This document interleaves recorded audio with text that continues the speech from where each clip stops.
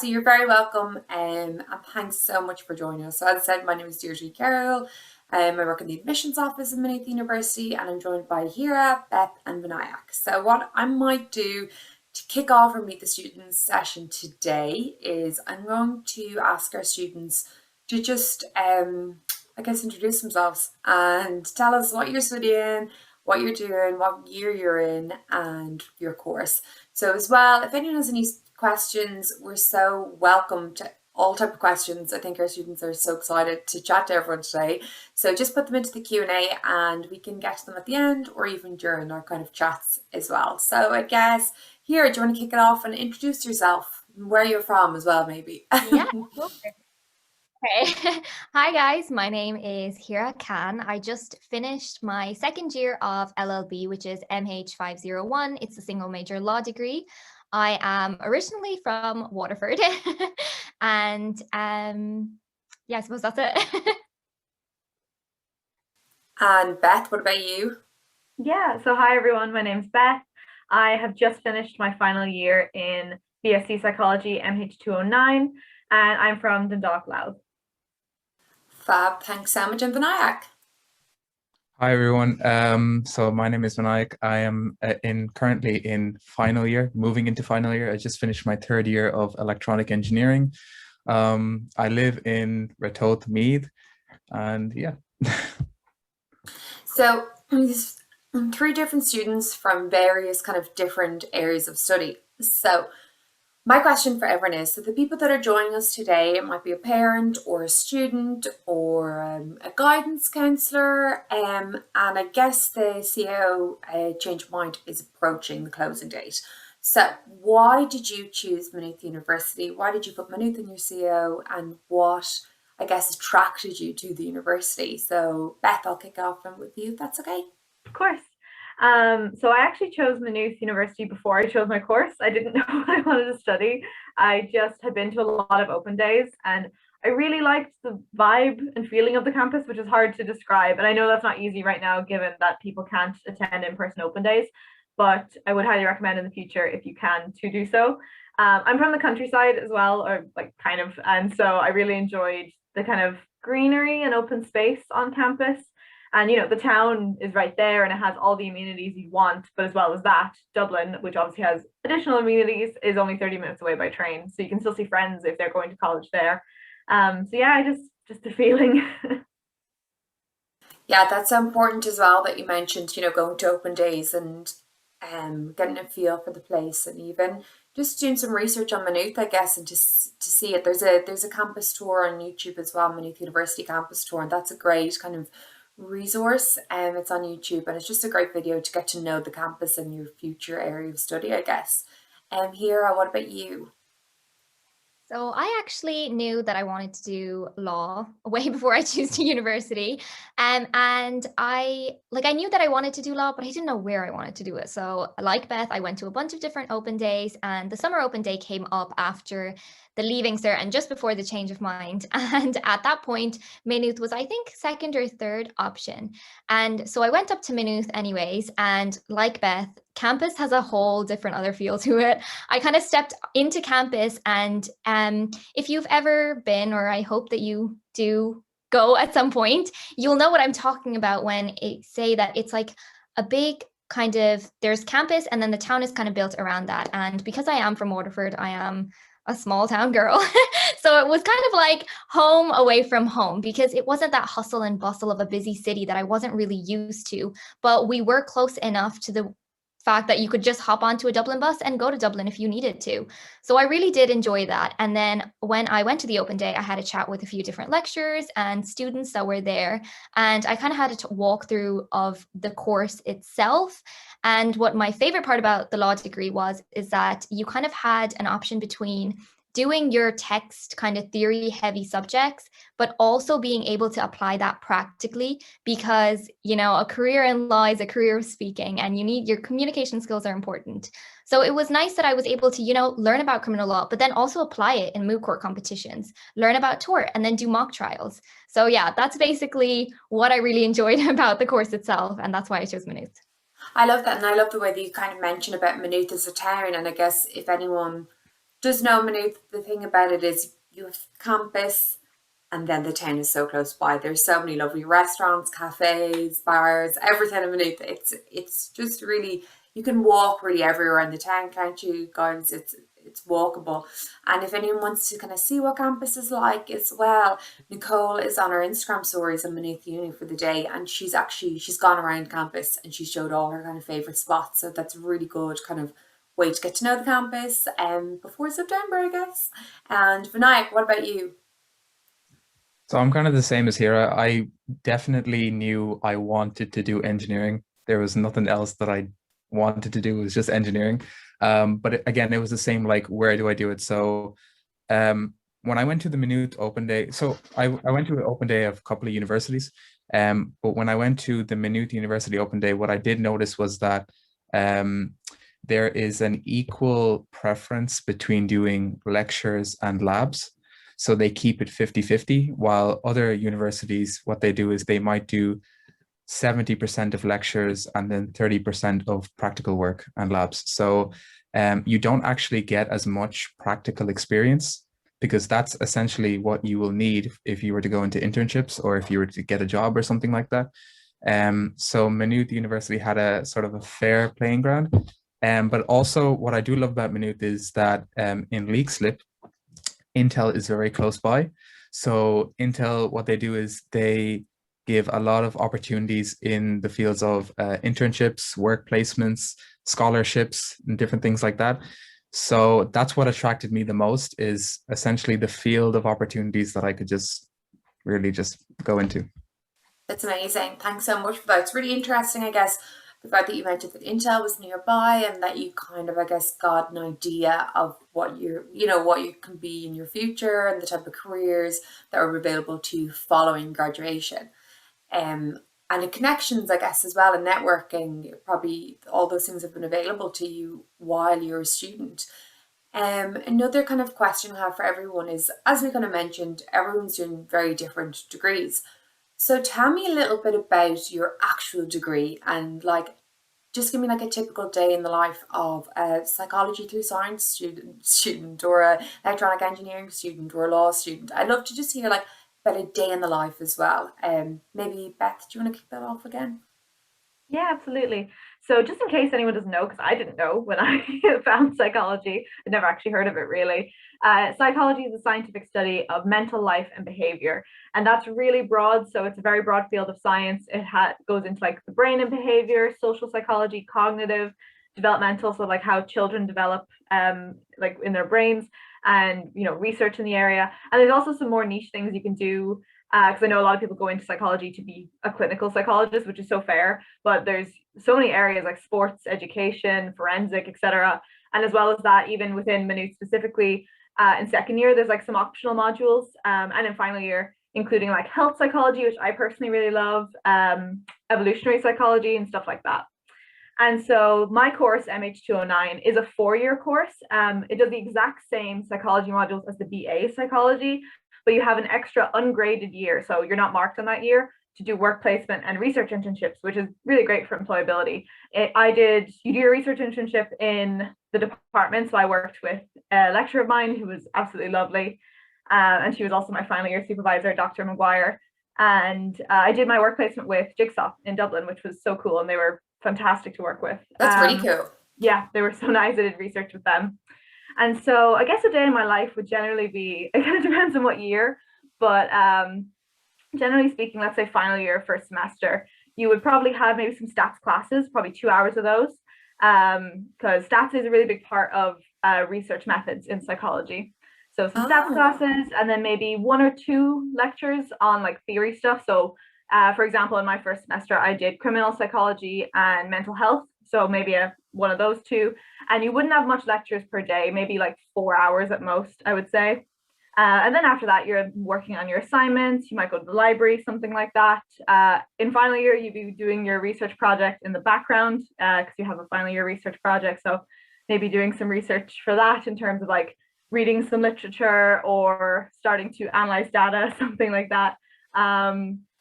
But yeah, it's kind of, it does vary a lot, but generally speaking, psychology wouldn't have that many hours in the day, and you'd be doing like reading or assignments in the other hours. Yeah, amazing. And I guess, Beth, and we'll touch on this later, you've become really kind of involved in student life as well, and you've been able to incorporate that into your daily life as well, which is great. Great that you could do that as well. Thanks Absolutely. so much for that. Vinayak, what about you? Tell us all about electronic engineering. Okay, so if I was to explain engineering to like electronic engineering to a student, I would basically say that it's a mixture of maths, physics, biology, and chemistry. So it's a different mix of sciences. But what we use engineering for is to create and design solutions for economic problems. So it could be any problem in the world, and engineering is just kind of that pathway to designing and solving that solution. So usually for my day in the life, I would go to like a couple of lectures in the morning, and then followed by that, I usually have like a lab that I do, and this all happens in the engineering building. So basically in the engineering building, it's basically my second home because that's where I basically stay. I don't actually visit a lot of the other buildings because everything is just put into one thing, which is great. So I don't have to walk around. Um, but yeah, so most of the labs are in the engineering building, and we also do this thing for the past 3 years of my study. So I've been doing this module called PBL, which is called project-based learning. So we do a project, and again, it's just for problem solving on a specific topic. And I do that with a group of 4.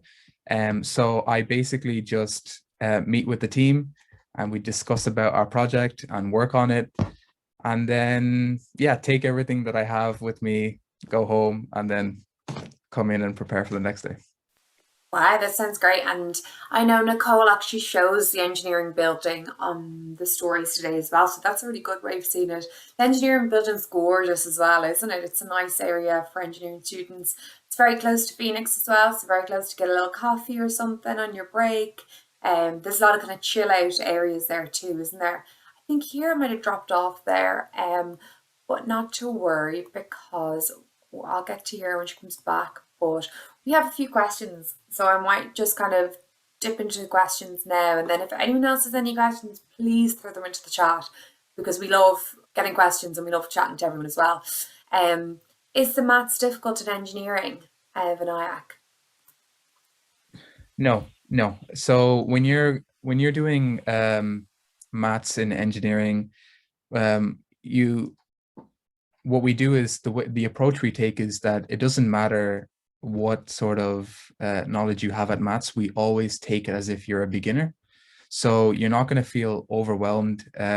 Everybody will be on the same page as you, regardless. So when you're coming in from, for example, from sixth year Leaving Cert and you're jumping into first year engineering, they're always going to cover what you've been going through in sixth year and just kind of take it slow. So it's not that when you jump from sixth year to first year engineering, there's a huge gap in maths. So they're going to take a slow approach. They're going to be as mindful because I've been through this on my own and I know that this is the approach that they take. So definitely don't worry about it. Just go in with a beginner's mind, and that's the way you learn quicker. That's really good advice. Thank you very much, Vinayak. Here, I think you dropped off for a minute there, did you? Are you there? I think she might be pausing. It's okay. Don't worry. What we'll do is I have another question here I can see. Beth, in psychology, is there a lot of writing and are there any experiments? So in terms of writing, yes, but probably not, it's not a crazy amount. So the majority of your assignments and assessment in general is writing. So in terms of assignments for psychology modules, it's generally an essay, usually just one per module, like for a whole semester. And then a MCQ, which is a multiple choice questionnaire. That's usually just like online, and you just go through it. It's like 20 questions, off you go. And those are usually worth 20% of your grade. And then the rest of your grade in a psychology module is generally a exam worth 80%. Now, some of them are fully CA, like my stats modules are 100% continuous assessment, and that would be like in-class exams and like weekly assessments. And there's other ones that are like 50% continuous assessment and 50% exam. But the exams are usually 2 hours of writing and you answer 2 essay style questions. During this year, it was actually 4 hours for the exam. So the exams were basically the same, but you just had more time because it was open book, and the questions were kind of more critical thinking rather than like just verbatim repeating something. So in that sense, there's quite a bit of writing in psychology modules. If you do pure psychology, like I did, because you can do psychological studies through MH 101, but if you do the BSc or the BA, you will be doing experiments. So you would do things in your second year, you start doing experiments. In your first year, you get like the basics of research. And your second year, you would do like actual quantitative experiments where you, like, we do like navigation, like spatial navigation experiments, personality experiments, what else? Fear experiments, stuff like that. And all of that to give you experience so you know how to do your own final year project, which is also an experiment / research project in final year. We also do qualitative research as well. So like in second year, you'll do a module on how to analyze qualitative data, which is like script or like an interview, for example, so someone just telling you things. And in my final year, my project was an experiment. It was a survey that I did on kind of the health behaviors of people in the context of the pandemic. And that was actually quantitative and qualitative. So I got people's like just subjective experiences through like an open-ended question. And I also had like scales that would analyze with stats. So yes, there's writing, yes, there's experiments. They sound so interesting though. I'd say you have so much fun. It is really good, actually. It's like, yeah, it's very interesting, I will say. And it's very kind of diverse and dynamic, it changes. I'd say like no semester is ever the same. Oh yeah, there's so many different like psychology is just so broad, so you learn so many different things. Yeah, I'm kind of getting that here. Here I think you dropped off for a little bit, but you're back with us Yeah, now. my Wi-Fi is being so mean to me right now. Well, it wouldn't be a webinar without something happening Yeah. with Wi-Fi, wouldn't it not? Any other time, and the minute I, hop onto a Zoom call, it's like, bye. Oh, it's so classic, so classic. But I do want to know about a day in the life of a law student. So tell me as much as you can, and let's hope you don't drop off. Fingers crossed. Yeah, so a day in the life of a law student, we actually are very lucky. We have not that many contact hours, but that does mean we do have a lot of independent hours of study. So typically on, let's say, a Monday, I would have either 2 or 3 lectures. It really depends on the number of modules that you're doing per semester, but you have no more than 2 hours per week per module. So it's really nice. I would have, let's say, 2 or 3 lectures on a Monday, maybe. And in between those hours, I usually would be working on either tutorial work or doing work for that lecture. As I said before, even though we don't have a lot of contact hours, we do have a lot of independent study because law is very theory text heavy, and you do kind of need to do your reading per module. But it's nice because you have all of that time to do it. And then during the evenings, I probably would schedule maybe a society meeting or like a committee meeting per society. There's 3 law societies and I'm on all of them, which is really, yeah, it's really busy, but you do find the time to do all of these things kind of because we do have enough hours in the, let's say, normal work day to kind of finish your work, your college work for that day. So I would kind of try my best to do a 9 to 5, maybe a 10 to 5 working day. And I would find by like 6 or 7 p.m., like I have the whole evening free to do society work. So that's really nice. And yeah, so that would kind of be the typical day in the life of a law student. I love that. I love how you are so structured here in your time that you're like, okay, this is when I'm doing this is when and I guess that's probably the key to going to college and to do college, right, is just plan, and just be organized, I guess. We have a lot of questions that are after coming in. So I think what we're going to do is we're going to answer some of the questions first. Again, please feel free, everyone, to put your questions in the chat box, because if we were on campus you becoming up to our student ambassadors and you get to chat to them about anything. So please take this opportunity to speak to our students, our current students, and hear from somebody who's been in the position that you are in right now too. So Hira, the first one is just for you. It's, can I ask, Hira, in law, do you get any choice in the different areas of law you want to study? So in a pure law degree, you get to do all of the you have compulsory modules and then you have elective modules. So your compulsory ones would kind of relate to kind of King's Inns and FE1s in terms of if you want to be a solicitor or a barrister. For the FE1s, there's 8 compulsory modules that you would do, and this would kind of cover the main areas of law. So this would be kind of like EU law, criminal law, evidence, administrative law, constitutional law, tort law. These would kind of be the main practice areas. And then on top of that, you do get to do electives such as family law if you want to go into general practice. You also get to do commercial law and kind of corporate law based subjects if you decide to go into corporate law. So it's a really nice mix. You kind of, for your first year, it's all compulsory. So you get a really nice kind of idea of what you would enjoy, and it kind of helps you pick your niche later on. We actually do get to cover practically all of the main areas in first and second year. So when you go into third year and fourth year, you got more options to kind of build on your law degree. So by the time that you get to fourth year, you can kind of build on your degree itself and kind of gear towards a specialty. For example, medical law. There's a lot of medical law based subjects in final year. You can also kind of go towards corporate in terms of taxation and commercial and banking.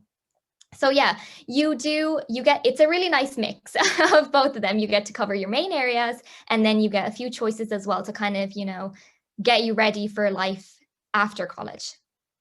Yeah, that's great. They're good kind of, there seems like there's a lot of variety in law, isn't there? Yes, Yeah. absolutely there is. And here's a really important question, okay? It's, how can you make friends in college? So guys, tell me, how did you make your friends in college? Because I'm sure you have really good friends from your class, from your societies. Beth, do you want to start that one maybe? Yeah, of course. So I do think your course is always a good place to start, but that can be hard if you have a big course. So my course was only, I think like 50 people at most. It definitely wasn't that big. So my closest friends are in my course, but that's because I had the privilege of being able to talk to them when you're not in a huge lecture hall. As well as that, societies are fantastic. Clubs and societies are a fantastic way to make friends. So like I was in Disney Society, I was in Game Society, and I was on the committee in Disney Society as well. So obviously I befriended people through that. I went on some of the trips with them as well. And in Game Society, actually, that's how I met my partner. So you never know who you might meet in these sorts of places. And as well as that, just like there is social events specifically like hosted by like the Maynooth Students Union and other like society and stuff specifically to meet people. And actually, if you're like a commuter, for example, there might be a commuter specific event. And there's societies that are like academic based. So like for Hira, as she mentioned, like law societies, there's a psychology society. I'm sure there's others. There's even International Student Society. So there's so many places to specifically meet people that you may want to meet. And that's kind of one of the things I loved about university was just that you kind of choose who you want to befriend and be with, whereas in school you're obviously stuck in the class you're stuck in, where you can tailor who you meet because you can meet people with similar interests, and as well as that, if you live on campus you may very well be friends with your roommates. It doesn't always happen, but like I have friends who are still close with their first year roommates. So wow, amazing. And sorry, Beth, for the Games Society where you met your partner, what's involved in the Games Society? Yeah, well, Game Society is, again, quite everything I do is quite broad, apparently. In the sense that it's video games, but also like board games, tabletop RPGs, so like Dungeons and Dragons or Pathfinder. So you could go. I find it super nice, even if you're not into like video games, so like PC gaming or like a console. You can just go play like a really simple, fun board game with people, and again, just meet them through that. And they also would host commuter events as well, playing like Smash Brothers on like the Wii or something like that. That's cool. Yeah, again, do you have Mario Kart? Remember, yeah, Mario exactly. Kart used to be so much fun. Exactly. They actually did that. I think in my third year during orientation week in the library, they had Mario Kart set up like for people to play. Oh my Yeah. God, amazing! But like sitting there all day. Vinayak, what about you? How did you meet friends, and how would you recommend others to meet friends? I actually remember my first year. So basically, I play chess competitively, like at a very high No level. way! Yeah. Wow. Yeah. So if you go onto the Maynooth campus, just right next to the arts building is like basically the two tables of chess, like two chess tables. Yeah, they're outdoors, aren't they? Yeah, they're outdoors, yeah. So I basically saw like a couple of people playing there, and I went over and they said, "Oh, we have a chess society."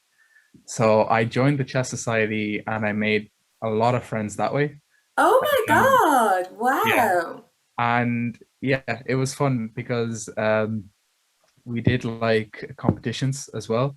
I made a whole lot of friends that way, and it just all started by just going up to the chessboard and just having a game, and then they were like, join the society, and sorry, join the club, and then yeah, I just made my That's amazing because it kind of shows us, and Beth's just spoken about Game Society, like you've just spoken about the Chess Society. Here you speak about like the Law Society. It just shows that whatever you have an interest in, there's something there for you. I know I'm an Irish speaker, and when I was in university, I joined the Irish Society, and I found like-minded people that I would have never known from secondary school.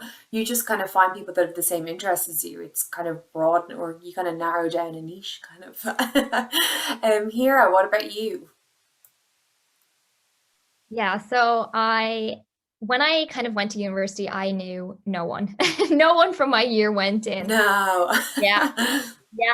And I was doing like a house share type situation off campus. So I was living with two older students, and I suppose they kind of had their own thing kind of going on. So I wasn't living with anyone who I could kind of be friends with, if that makes sense. So I literally decided that I was going to walk into my first lecture, and I was just going to turn to the person beside me and say, you know what, like start a conversation and then say, you know what, do you want to go for a coffee afterwards? Or Ah, that's yeah, amazing. yeah. And so I decided to do that. And I remember being so nervous because I was like, imagine just like talking to a stranger and then turning to them and saying, like, do you want to get a coffee, like a total creeper? But it actually turned out quite well for me because I sat beside someone, started talking, and you know what? You kind of find that you're not even though it feels like you're alone in feeling this way, that you don't really know anyone and you're so nervous and you don't know how to make friends, you're Mhm. not. The person next to you is probably going to thank the Lord that you turned to them and started a conversation. So that's basically how I kind of made my first law friend. And then after that, like I kind of had the one friend, and I suppose one friend is a great way to start because you kind of now have a partner to go to clubs and societies with. And so that's kind of how I began integrating my way into societies, was through just one other person and then kind of going around and introducing yourself. Another thing that I found really helpful was tutorials, because tutorials are smaller, much, much smaller class groups. There would be like anywhere between 5 to 15 people in a tutorial. So it's easier to kind of talk to people in a group. And I know when we went online, I was really nervous because I had kind of made like a few small groups of friends, but we went online really early into my first year. So I kind of just had like the 5 or 6 months on campus. And so when we went online, what we started was a year group chat. And I suppose this is really actually very common to do this. So there was a big, huge law group chat. And at the end of the semester, we decided we were going to schedule a Teams call and, just get to know each other. And that was really nice as well, because even though we went online, I was still able to meet a lot of new people. Yeah. And I absolutely would kind of just stand by the fact that, like, you're not alone in feeling the way that you're feeling in being nervous about talking to people. And a lot of other students are going to feel that way. So just reach out, even if it's just to one person. Definitely. And I think that's so important, the fact that you just turn to someone, because everybody else is in the same boat as you are. Like Yeah. they're probably sitting like, oh, we gotta hope that person's or is gonna speak to me or talk to me or ask me to do coffee. So it just shows like, what have you got to lose? Just put yourself out there and make yourself known to other people, I guess, and that'll be how you make your friends. And I guess I'm going to take some more questions because I can see them all, they're coming in. Vinayak, as an engineering student, do you get time to participate in societies and clubs and societies activities? And in general, how do you manage your time? So I do take my studies very, very seriously. Um, but in my second year of university, I noticed that there was literally no Indian society in my university. So, and because a lot of my friends were asking, and then I went to the clubs and societies like the um, not the open day, but like the function day, The right? Fairs Day, isn't it? Day, It yeah, was, yeah. yeah. And there was literally no one there for that booth. So what I did was I got me and my group of my friends and we set it up together. So we restarted the whole thing and it was a very big process, but we did it. And yeah, so far we've basically done national events, international events. We've grown so much.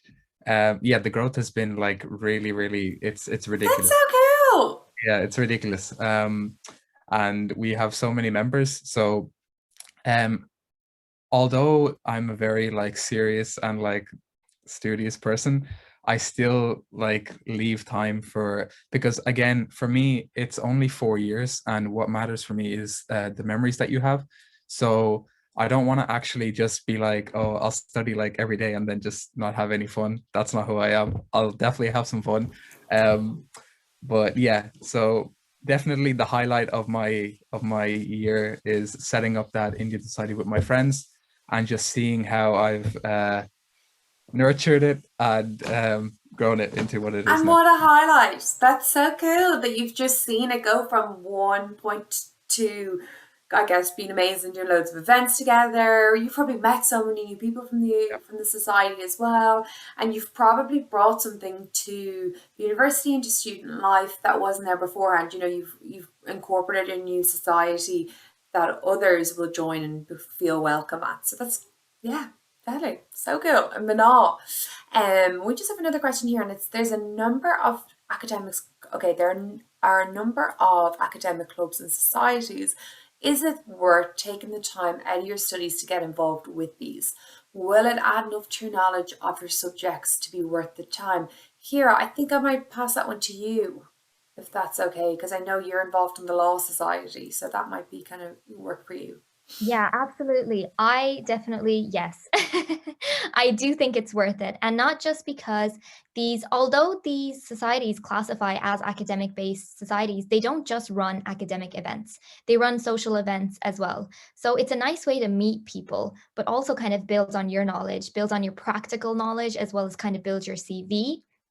I definitely would recommend joining societies. If not, I think each of the law societies does something different. And so I kind of think that you're able to pick and choose kind of what you want from the society itself. So the Law Society kind of holds more social events and more competitions. So you're able to kind of get your practical knowledge, like I was talking about earlier, and go compete in a MOOC court competition. Or you can go to FLAC, which I think FLAC is kind of one of the more academic-based societies out of the three, because they run training sessions on specific areas of law. So for example, if you've done criminal law and you kind of want to now build on your practical knowledge, you can attend a criminal law training session. And then after that training session, you can actually join FLAC Society as someone who gives advice. All of this advice is kind of supervised by a barrister or a solicitor. So you don't have to be worried about giving people advice that you don't know about, or maybe that you're unsure about, because someone will always be there to kind of support you. But it's nice because now you know your knowledge and you can communicate it now, and you learn the proper legalese. So I definitely would, if you want to gear towards a academic society, and I would definitely join FLAC.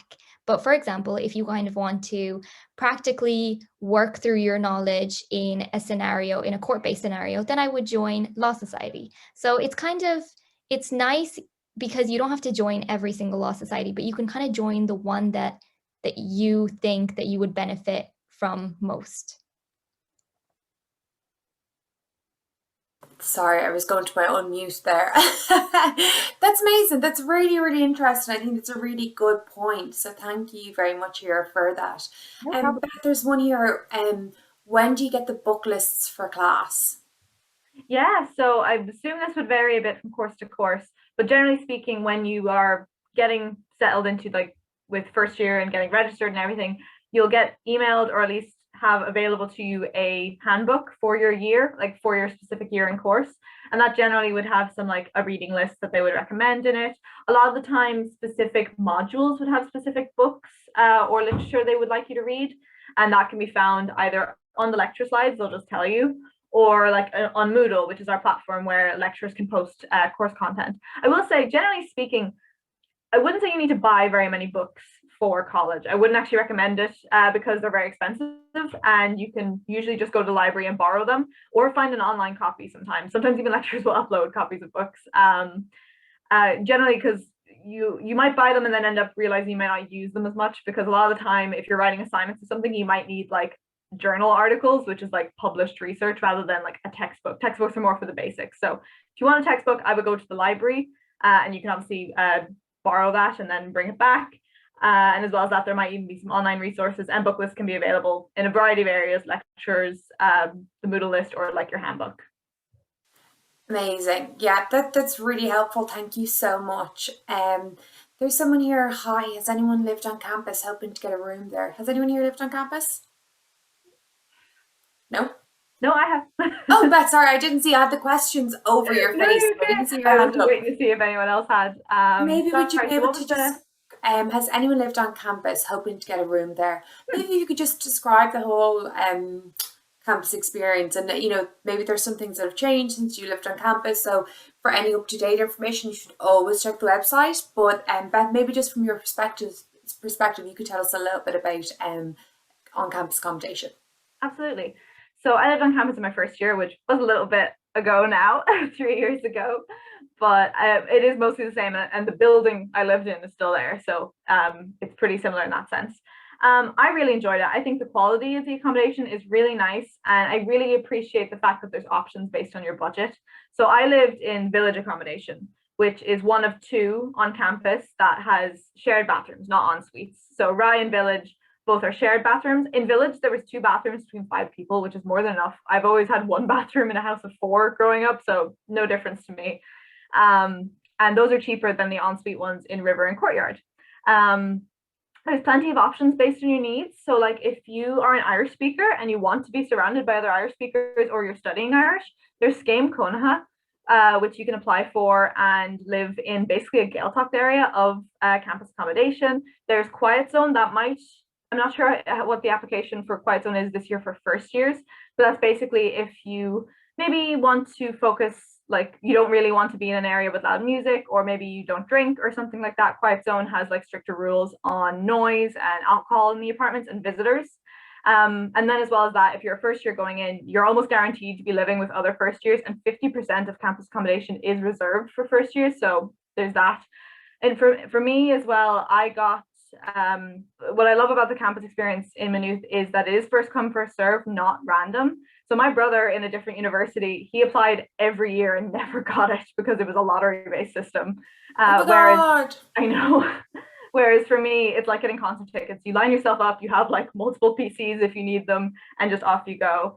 Like I said, the quality accommodation was really nice. You have like your bed and a wardrobe and a desk and everything. And obviously you're on campus. So I was 2 minutes away from my lectures in the morning. So that was really convenient. And like, you will be living with people you don't know, and that's a mixed bag. So you do have to weigh up whether that suits you or not.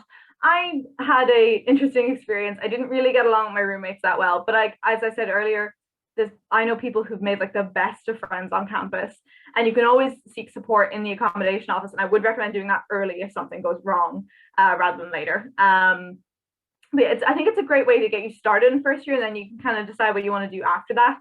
And as I said, there's like options for different budgets, different needs. If you have any disabilities as well, there's accessible accommodation. there's a lot of different stuff there, and the price would range generally from about 4,700 to about 6,000 now. And as well as that, obviously, if you are eligible for SUSI, you can get support in that area for your accommodation too. Amazing. Thank you so much for that insightful information.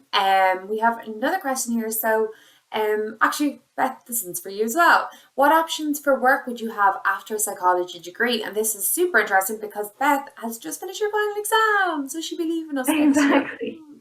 I know. I'm quite sad not to be working with you either.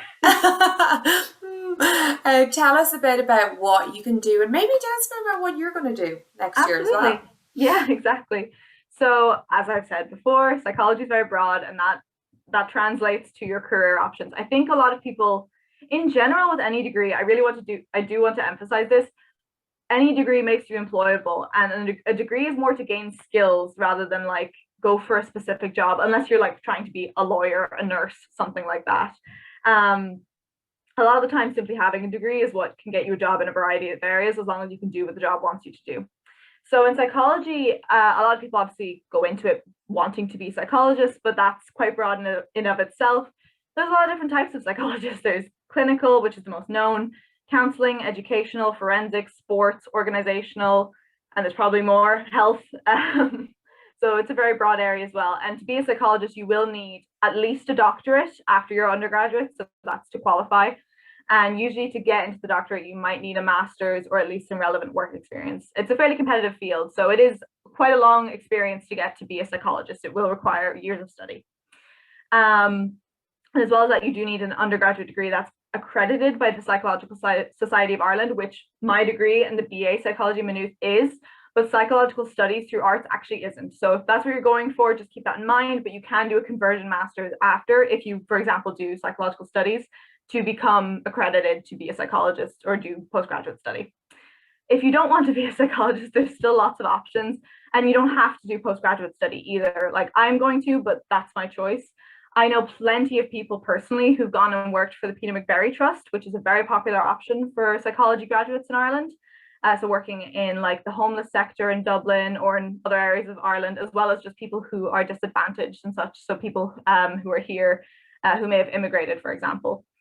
As well as that, you know, you'd be more than qualified to work in like business or HR, marketing, advertising, that sort of thing. You would have some research skills, so you could end up working in research as well. There's also like nonprofits and charity organizations is a great one. Special needs schools, so schools that serve children with autism or children or people in general with developmental needs. So a lot of psychology graduates can get those jobs straight off the bat without postgraduate study. What I'm personally doing is I'm doing a master's, fingers crossed all goes well, but I'm doing a master's in Belfast, in Queen's University Belfast, in animal behaviour and welfare. So pretty different to what everyone else in my course probably wanted to do. But I did the module I mentioned earlier in second year, evolutionary psychology, comparative and evolutionary, and it was so interesting, and I actually wanted to be a vet as a kid. So it ended up working out. This master's, I can start like, it's also very broad. With this master's, I can work in research or like in practical settings in like wildlife or domestic animals. It's also very broad. So I'll see where it takes me. But as you can see, it's so broad. So broad, but so cool. Like it really brought different kind of elements together, and you found an area of study, I guess. And you probably didn't know that was where you'd end when you started Maynooth. No, and actually, as well as that, I would like to emphasize that you don't have to know what job you want going into college. I completely didn't know, and I found out through college. And even if you know now, you might change your mind in college. So just be open to that as well. Definitely amazing. Thank you so much, Beth. How do you join a club? So Vinayak, just because you were chatting all about starting up the Indian Society, you might be able to explain that to us. Yeah, so if you're going into first year, you'll basically be given, I think it's an email that explains how you get into a club. So there's a website called Club or Society.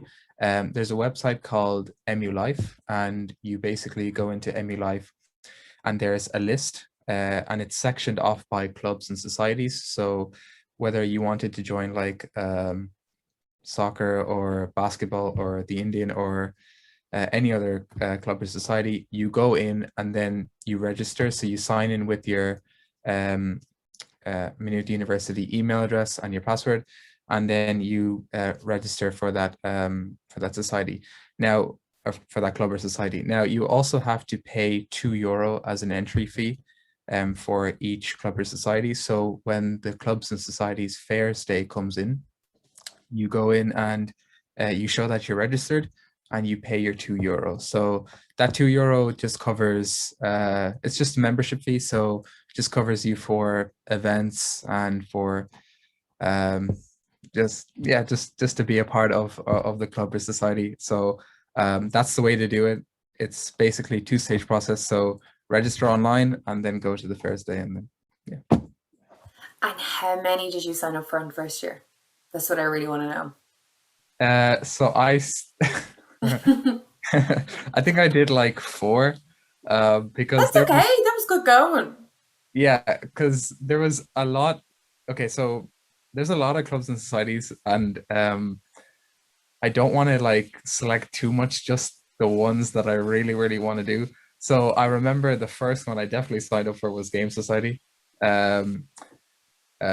Because when I went to their AGM, it was so cool. They had pizza and they were just all playing games and consoles and different things like that. So that was really great. I also signed up for the Engineering Society, of course, because that's what I'm studying. And they also do events as well. And then it was chess. And then the other one was, I think, the Disney Society. So when you go onto MU Life and you go onto their page, you can see the gallery, past events that they've done, and that more or less gives you the inspiration to go and join them. So yeah, those are the 4 I choose. That's good going. And I can see questions coming to how many clubs can you join? I think it's unlimited, isn't it? You won't be able to get involved in all of them, but you can technically join all of them. Also, I don't know how you'd have that much money for unless you want to pay like €300 for all the clubs and societies. Go ahead, but just time-wise, I don't know how you can do that. There's a question here, and I think maybe here I'm going to give this to you because I know you have a good story for your CEO process, your kind of journey. And it's, thank you for the information. I have another question. How supportive are the professors and lecturers, for example, support during office hours, grading, academic support, help with assignments, etc.? So yeah, the law department is very, very supportive. And this was even before I joined Maynooth University. In terms of what Deirdre was talking about, my story was such that when I went to the open days, at that time, there was no MU Ask a Student. So you couldn't really ask a student about their perspective unless you went to the open day, which I did. And at that, I talked to some people from the law department, and I basically told them about the trouble that I was having in terms of just being unsure about the fact that how was I supposed to fare in law? I didn't do any law-based subjects ever before. I was a science student, believe it or not. And I'm the only person to ever go into a field of law in my entire immediate and extended family. So it was really, really scary. And so they were so nice to me, and they decided to let me know about the law department email. And they said, send an email here with all of your questions and we'll get you in touch with whoever can answer your specific question, which is exactly what they did.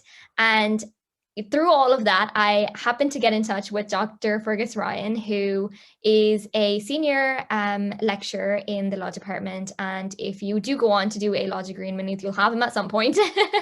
And I scheduled a phone call with him, and he basically just talked me through the entire kind of law degree itself.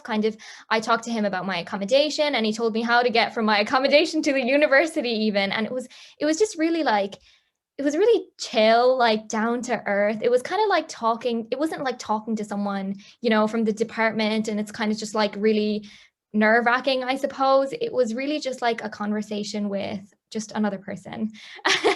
And it really was reassuring. And then as you kind of go into your degree, you'll find that a lot of lecturers will let you know, they'll give you a module outline at the start of your module. And this will kind of basically give you all the information about how to make an appointment and office hours. Office hours basically would be scheduled hours where the lecturer would be online or in their office, and you kind of just click into the Teams group chat and hit call, and they'll kind of just be there on the other end to answer any questions that you have, talk you through the module.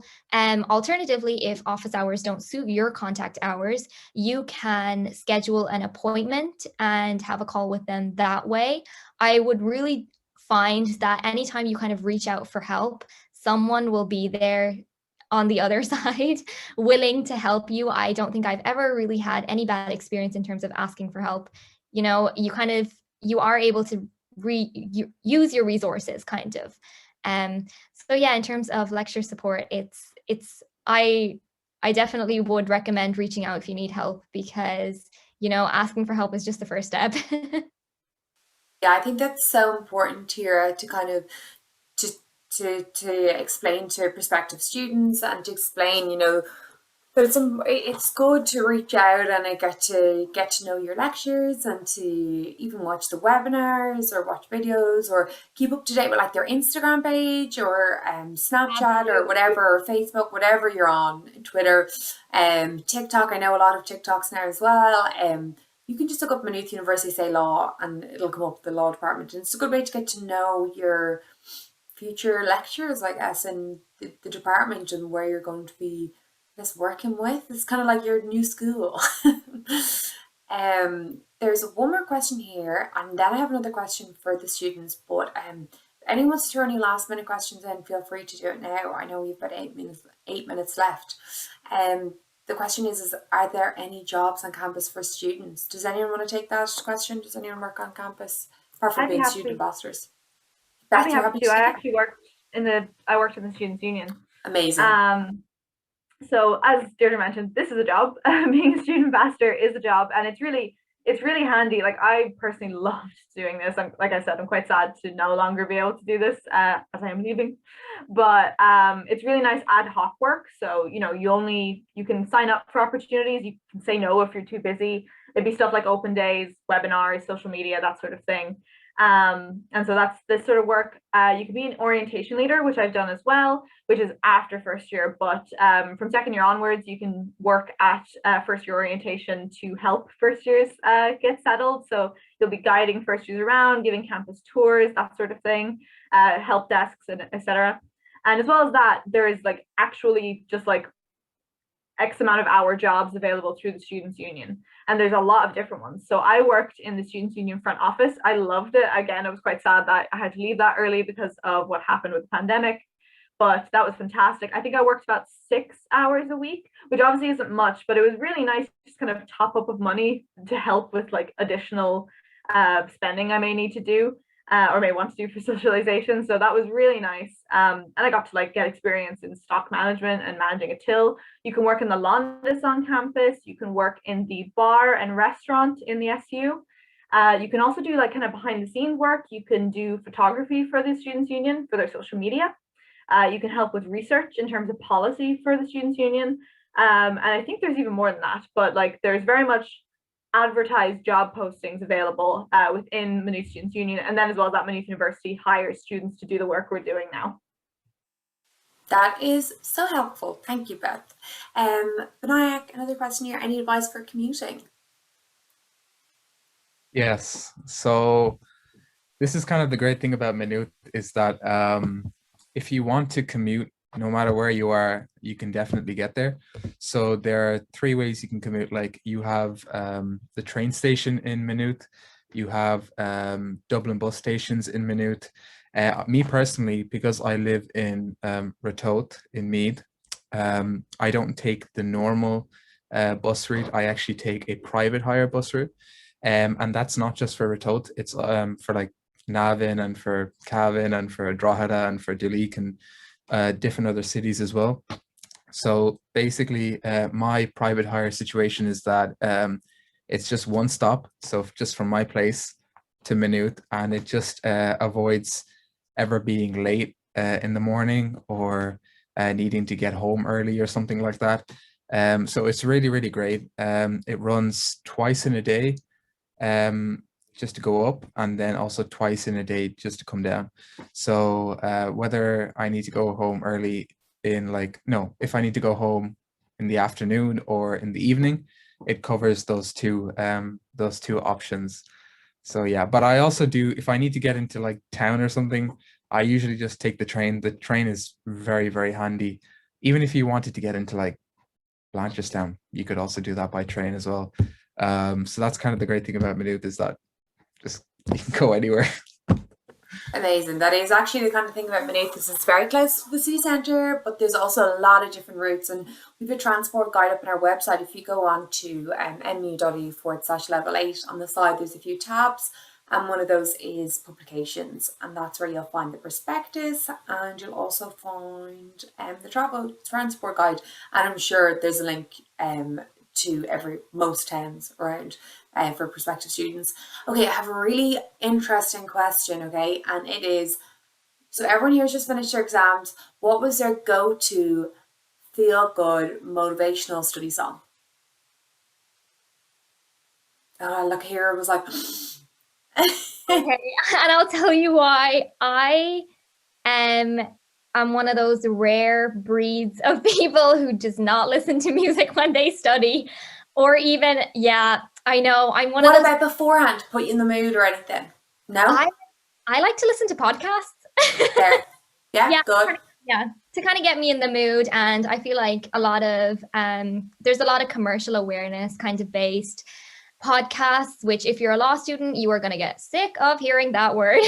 But, yeah, it's really nice because you kind of get to hear about what's kind of going on around you, rather than kind of just being focused on law itself, which, okay, yeah, I mean, I know it sounds a little bit weird because you're kind of just like, oh my God, what a nerd. Like, she's listening to academic based podcasts. Like, she doesn't have to, but yeah, I don't know, like I can't concentrate with music, if that makes sense. No, that's totally fair. Yeah. Vinayak, what about you? What's your go-to song? So when I was studying, I basically went on YouTube and just went on this, it's like a live video where they just basically play like chill beats. And they just do that for like 24 hours of the day. So yeah, even after I finished my exams, I was still listening to that. There's literally no words or anything. It's just like Beats. just beats, and it's more just kind of the concentration of the music is that it's not like too bassy or anything. It's just the correct level of sound so that you have smooth brainwaves, just flowing. Yeah, that sounds good. What about you, Beth? I'm exactly like Kira. I don't listen to anything when I'm studying. So I'm so sorry, you picked a terrible cohort for this. But I guess I would love to I love going for walks after like I'm working, and I would listen to music then. And also I'm very chaotic. My liked playlist on Spotify is like every genre. It's just anything I like, and I just hit shuffle and go, which can include musicals and Japanese rock. So stop in that range, and Lewis Capaldi. So anything in that range of music suits me. That is so funny. So just one last question, and that is there a gym for student? Yes, there is a gym for student on campus. Okay, so that's everything. I had so much fun. Thank you so much to our lovely students for joining me today. Thank you, Hira, thank you, Vinayak, and thank you, Beth.